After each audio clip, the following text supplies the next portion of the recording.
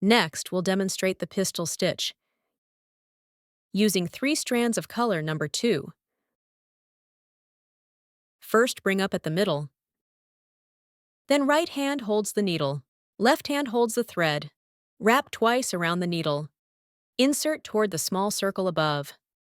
Pull the thread slowly. Let's demonstrate again. Bring up at the middle point. One hand holds needle, one holds thread. Wrap the thread twice around the needle. Insert at the center of the small circle ahead. Pull downward slowly. Following these steps, complete the remaining pattern. Control the tension when wrapping. Pull slowly. Insert the last stitch. The pistil stitch is complete. Let's look at the finished result.